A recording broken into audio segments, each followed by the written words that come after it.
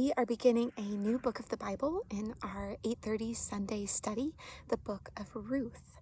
The 8:30 study group will spend about 1 week on each of the 4 chapters of Ruth, again asking the same 3 questions. What does God reveal about himself here? Where can we see Jesus? And what do we learn about ourselves? Each of these videos will focus on one of those questions. We will look at God's character, we will track Jesus in Ruth, we will discuss humanity and the lessons we can learn, and then we will do a bigger picture and an overall summary. Now, the story of Ruth takes place in the time of the repeated rebellion of the Israelites, which is described in the book of Judges, which is the book right before the 8th book of the Bible, which is Ruth.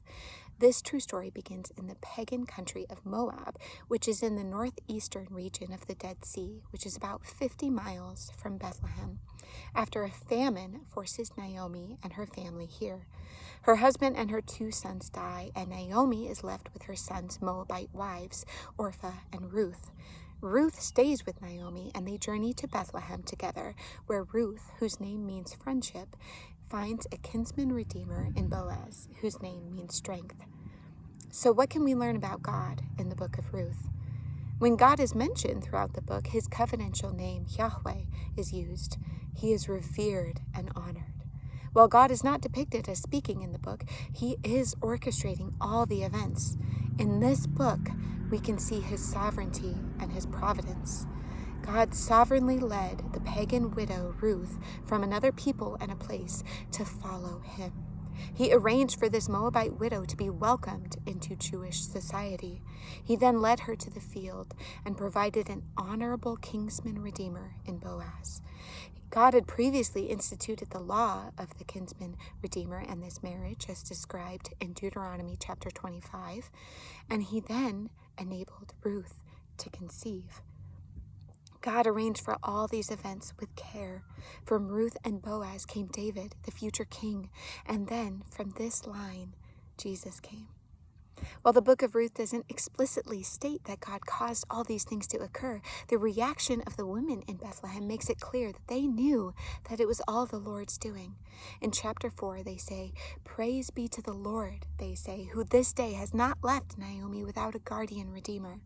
See, they praised God. They saw him as behind all of these things. Read the psalm for this week. It's number 148 for more on praising God and for his power and providence. Naomi, too, talked about the power and the hand of God, but she didn't praise him as much as she pointed to him as the cause for her pain, which we'll talk about more in the 3rd video in this series and in the class at 8:30. We can react to our powerful God in a variety of different ways. Throughout this short book, we can see God's power and sovereignty. We can also see his care and his provision, especially for the weak and the needy. See, God often works through those that have endured tragic situations to change the lives of others. God often works through unlikely means.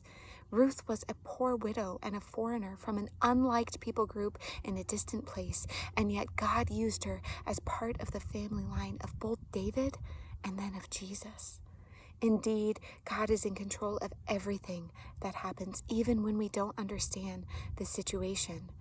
Just because we can't see what God is up to, his unseen, providential hand is no less miraculous than his visible hand of power, like we saw and studied about in the book of Exodus. Even, especially in trials and tragedies, we can acknowledge the might, the power, the providence, but also the goodness and the love of God. He is love, and he redeemed his people, and he still redeems.